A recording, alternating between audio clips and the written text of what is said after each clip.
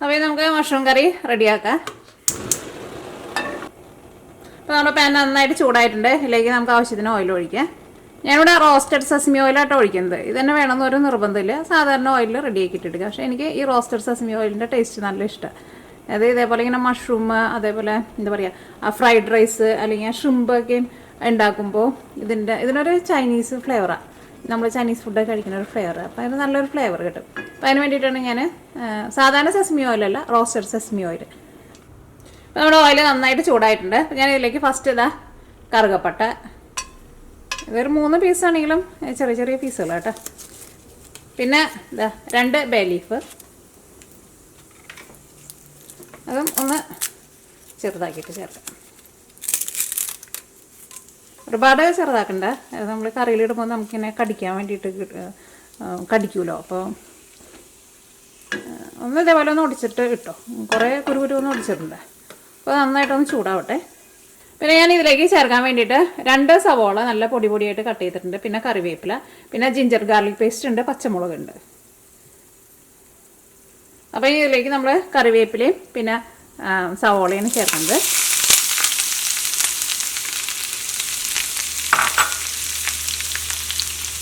പിന്നെ പച്ചമുളക്, ഇത് പച്ചമുളക് ഇരുന്നിട്ട് പഴുത്തതാട്ടോ. അത് നിങ്ങളുടെ എരിവിനനുസരിച്ചിട്ട് ചേർത്തോ.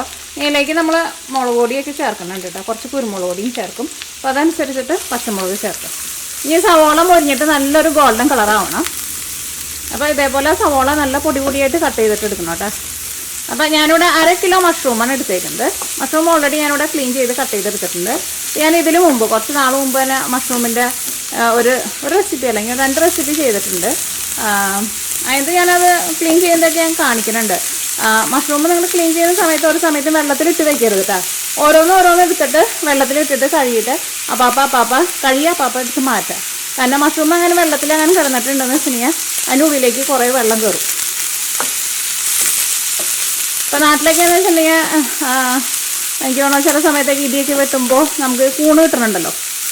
അപ്പോൾ ആ കൂണ് വെച്ചിട്ടും ഇതേപോലെ റെഡിയാക്കിയിട്ട് എടുക്കാം കേട്ടോ. ചപ്പാത്തിയുടെ കൂടെ കഴിക്കാൻ വേണ്ടിയിട്ട് നല്ല ബെസ്റ്റ് കറിയാണ്. പിന്നെ ചിലർ ചോദിക്കാറുണ്ട്, നമ്മൾ കൂണ് ക്ലീൻ ചെയ്യുന്ന സമയത്ത് അതിൻ്റെ പുറത്ത് നമ്മളിങ്ങനെ തൊലി പോലെയുള്ളത് അങ്ങനെ നമ്മൾ കായയുടെ തൊലിയൊക്കെ നമ്മളിങ്ങനെ ചീകി മാറ്റില്ല, അതേപോലെ മാറ്റേണ്ട ആവശ്യം തോന്നുന്നു. ഞാൻ സാധാരണ മാറ്റാറില്ല. ഇവിടങ്ങളിലായിരുന്നാലും ആരും അങ്ങനെ മാറ്റി കണ്ടിട്ടില്ല. പക്ഷേ നാട്ടിൽ എനിക്ക് തോന്നുന്നു മാറ്റാറുണ്ട്. പക്ഷേ ഞാൻ സാധാരണ മാറ്റാണ്ട് കേട്ടോ ഉണ്ടാക്കാറുള്ളത്. ഇത് ഞാനിപ്പോൾ കടയിൽ നിന്ന് വാങ്ങിച്ചേക്കണ വെള്ള മഷ്റൂമാണ് എടുത്തേക്കുന്നത്. ഇതിലേക്ക് ഇടുമ്പോൾ കാണിക്കാട്ടെ. പക്ഷെ നമ്മുടെ നാട്ടിൽ ആ മഴ പെയ്യുമ്പോൾ കിട്ടുന്ന മഷ്റൂം ഉണ്ടല്ലോ, അത്രയ്ക്ക് ടേസ്റ്റൊന്നും നമ്മൾ ഈ കടയിൽ നിന്ന് വാങ്ങണ ഈ കൂണിന് ഉണ്ടാവില്ല കേട്ടോ. അതിന് ശരിക്കും ഭയങ്കര ടേസ്റ്റാണല്ലോ. പിന്നെ ഇതിലേക്ക് ചേർക്കാൻ വേണ്ടിയിട്ട് ഞാനിവിടെ ഒരു 6 വലിയ വെളുത്തുള്ളിയും ഒരു വലിയ കഷ്ണം ഇഞ്ചിയും കൂടിയിട്ട് മിക്സിയിൽ ഇട്ടിട്ട് ഒന്ന് കറക്കി എടുത്തിട്ടുണ്ട്. അത് സവോള നന്നായിട്ട് പൊരിഞ്ഞ് കഴിഞ്ഞിട്ട് നമുക്ക് അത് ചേർക്കാം. അപ്പോൾ നമ്മൾ ആ സവോള പൊരിഞ്ഞ് വരുന്ന സമയം കൊണ്ട് നമുക്ക് തക്കാളി നമുക്കൊന്ന് കട്ട് ചെയ്തിട്ട് എടുക്കാം. നല്ല ചെറുതാക്കിയിട്ട് കട്ട് ചെയ്യണം കേട്ടോ. കാരണം തക്കാളി നമുക്ക് ഇതിൻ്റെ കൂടെ നല്ല പേസ്റ്റ് പോലെ വരണം. അപ്പോൾ നല്ല ചെറുതായിട്ട് കട്ട് ചെയ്തിട്ട് എടുക്കാം. അപ്പോൾ നമ്മുടെ സവോളയ്ക്ക് പൊരിഞ്ഞ് നല്ലൊരു ഗോൾഡൻ കളറായിട്ടുണ്ട്. ഇനി ഇതിലേക്ക് നമ്മൾ ഇഞ്ചി വെളുത്തുള്ളിയും കൂടിയിട്ട് റെഡിയാക്കിയിട്ട് വെച്ചിട്ടില്ലേ, അത് ചേർക്കാം.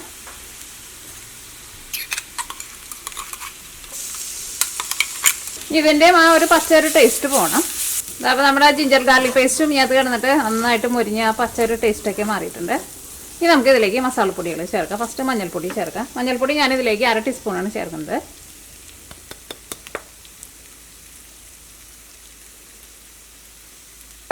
ഇനി മഞ്ഞൾപ്പൊടി നന്നായിട്ടൊന്ന് മൊരിയട്ടെ. അപ്പോൾ മഞ്ഞൾപ്പൊടി നന്നായിട്ട് മൊരിഞ്ഞിട്ടുണ്ട്. ഇനി ഇതിലേക്ക് നമുക്ക് മല്ലിപ്പൊടി ചേർക്കാം. മല്ലിപ്പൊടി ഞാനിതിലേക്ക് 1 ടേബിൾ സ്പൂണാണ് ചേർക്കുന്നത്. ഇതേപോലെ ഇങ്ങനെ കുമ്പാരം പോലെ എടുത്തിട്ടുണ്ട് കേട്ടോ. പിന്നെ മുളക് പൊടി ചേർക്കുക. മുളക് പൊടി നിങ്ങളുടെ എരിവിനനുസരിച്ചിട്ട് ചേർത്തോട്ടെ. കാരണം നമ്മൾ പലരും എടുക്കണ മുളക് പൊടിക്ക് എരിവിന് വ്യത്യാസം ഉണ്ടാവുമല്ലോ. പിന്നെ ഇതിലേക്ക് ഞാനിവിടെ കുറച്ച് കുരുമുളക് പൊടിയും ചേർക്കുന്നുണ്ട്. ഇനി മസാലപ്പൊടികളൊക്കെ നന്നായിട്ട് മൊരിഞ്ഞ് ആ പച്ച ടേസ്റ്റ് കണ്ട് മാറിക്കഴിഞ്ഞ് കഴിയുമ്പോൾ നമ്മൾ കട്ട് ചെയ്ത് വെച്ചാൽ തക്കാളി ചേർക്കാം.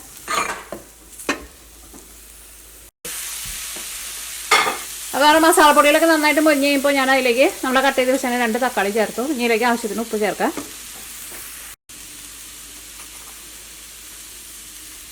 ഇപ്പോൾ അങ്ങനെ ഏകദേശം അളവിൽ കുറച്ച് ചേർത്താൽ മതി. കാരണം നമ്മൾ കൂണൊക്കെ ഇടുമ്പോൾ ഒരുപാടുള്ള പോലെ തോന്നും. പക്ഷേ അത് നന്നായിട്ട് വെന്തൊക്കെ കഴിഞ്ഞ് കഴിയുമ്പോൾ നമ്മൾ വിചാരിക്കുന്ന അത്രയ്ക്ക് ഉണ്ടാവില്ല. അപ്പോൾ ഉപ്പ് പിന്നെ ആവശ്യം വരാണെങ്കിൽ ചേർത്താൽ മതി. ഇതിലേക്ക് ഞാനിവിടെ ഒരു അര ഗ്ലാസ് വെള്ളം ചേർക്കുന്നുണ്ട്. നല്ല തിളച്ച വെള്ളം ചേർക്കാം. അപ്പോൾ അര ഗ്ലാസ് വെള്ളം ചേർക്കാണ്. എല്ലാം കൂടിയിട്ട് മിക്സ് ചെയ്ത് കഴിഞ്ഞിട്ട് നമുക്കൊരു മീഡിയം ഫ്ലെയിമിൽ മൂടി വയ്ക്കാം.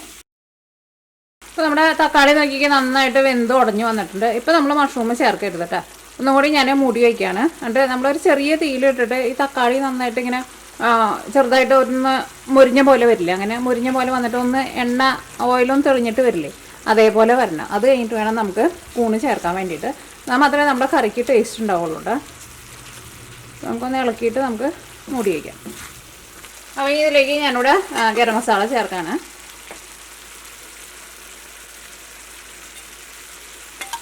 അതിലേക്ക് ഒരു 3/4 ടേബിൾ സ്പൂൺ ഗരം മസാല ചേർത്തിട്ടുണ്ട്.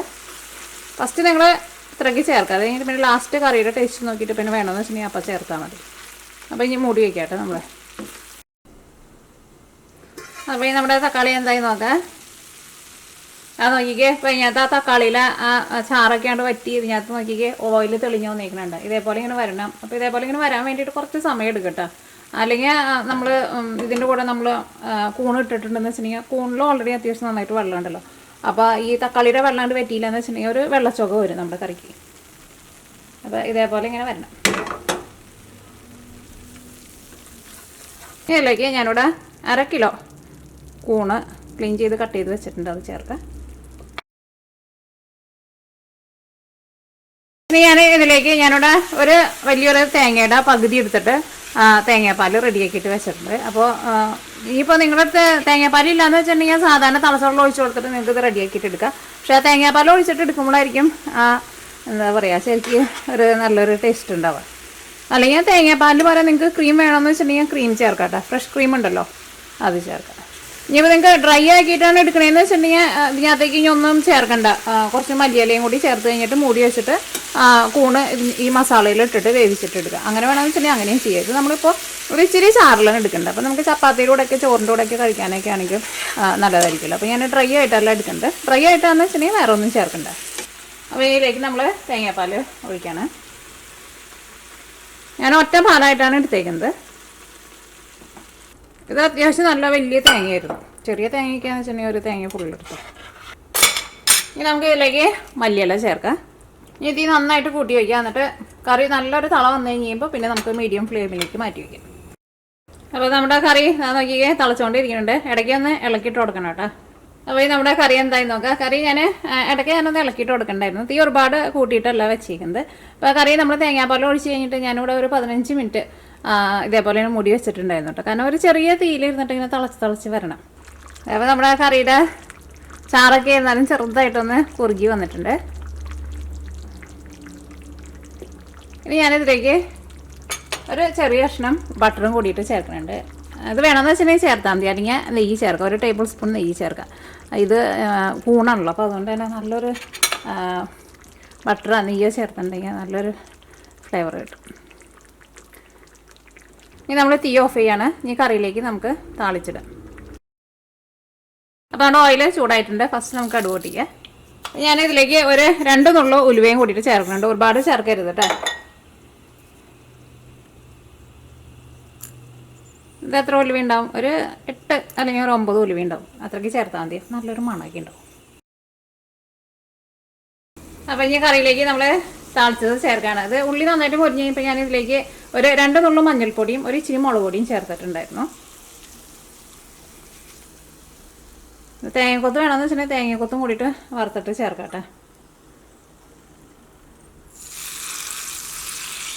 അടിപൊളി സൂപ്പർ കറിയാണ്.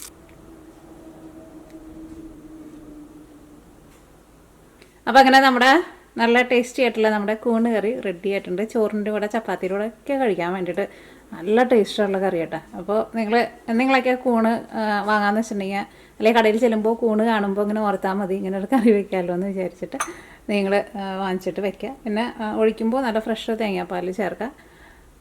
എന്തായിരുന്നാലും നിങ്ങൾക്ക് നല്ല ഇഷ്ടമാവണ ഒരു കറിയാണ്. എനിക്ക് ഭയങ്കര ഇഷ്ടമായി കറി. പക്ഷേ എപ്പോഴും വെക്കാറില്ല, ഇടയ്ക്ക് വല്ലപ്പോഴൊക്കെ വെക്കാറുള്ളൂ.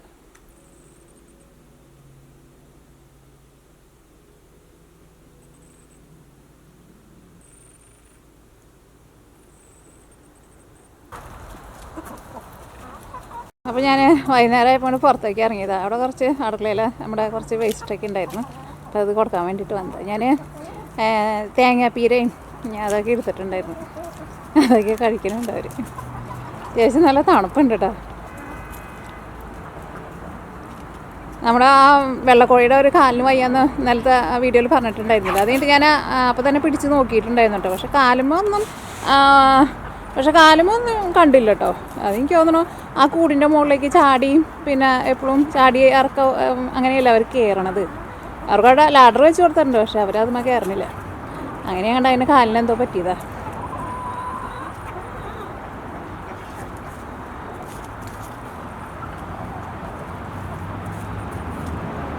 ഇതേ നമ്മുടെ ബുൾഡോസർ കോഴി അവിടെ ഉണ്ട് കേട്ടോ.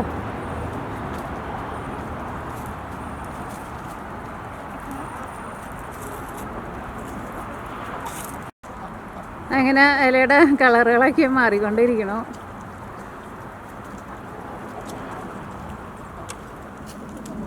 നമ്മുടെ താറാവുകളൊക്കെ ഇവിടെ ഉണ്ട്. അവിടെ ഒരു അണ്ണാൻകുട്ടനെ ഇരിക്കണ നോക്കിക്ക്. എന്നിട്ട് എടുത്തുകൊണ്ട് പോണേ. ഓ, അത് എടുത്തുകൊണ്ട് പോകണത് എന്താണെന്നറിയാം. അവിടെ കഴിഞ്ഞ ദിവസം ചക്ക വാങ്ങിച്ചിട്ടുണ്ടായിരുന്നല്ലോ, ചക്ക മടൽ വലിച്ചുകൊണ്ട് പോകണതിനാണ് കാണുന്നത്. ഞാൻ എന്ത് സാധനം എന്ന് വിചാരിച്ചു. ഞാൻ സാധാരണ ചക്കമടൽ ട്രാഷിലിടാറുള്ളൂ. ഇപ്രാവശ്യം ഞാൻ വിചാരിച്ചു കളയണ്ട, വെള്ളമായിട്ട് അവിടെ കിടന്നോട്ടെ എന്ന് വിചാരിച്ചു. എന്തായിരുന്നാലും നമ്മുടെ ചക്ക നമ്മുടെ അണ്ണാനിന് നല്ല ഇഷ്ടമായിട്ടുണ്ട്. നല്ല മധുരം ഉണ്ടല്ലോ. അപ്പോൾ അതിൻ്റെ ഉള്ളിലുള്ള സാധനങ്ങളൊക്കെ നമ്മൾ എടുത്ത് കഴിക്കുന്ന ആൾ.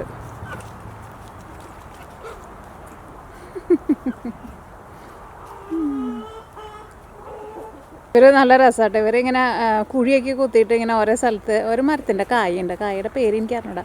അതിങ്ങനെ കുത്തിയിട്ട് ഓരോ സ്ഥലത്ത് കൊണ്ടുവന്ന് വയ്ക്കും. എന്നിട്ട് തണുപ്പ് കാലമൊക്കെ ആകുമ്പോൾ അതൊക്കെ അവിടെ നിന്നൊക്കെ പോയിട്ട് ഇങ്ങനെ അതിൻ്റെ ഉള്ളിൽ നിന്ന് മാന്തി എടുത്തിട്ട് കഴിക്കും. ഇത് ഇലകളൊക്കെ വീണേക്കണുണ്ട്.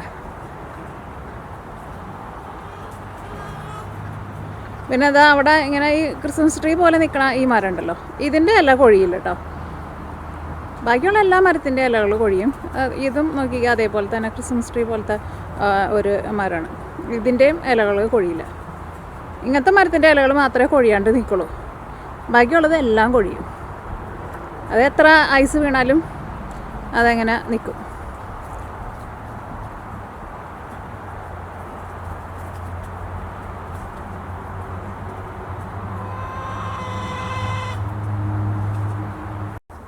അവിടെ നിൽക്കണ ഒരു മരത്തിൻ്റെ ഉണ്ടല്ലോ, ആ മരത്തിൻ്റെ ഇലകളൊക്കെ കൊഴിഞ്ഞു കേട്ടോ.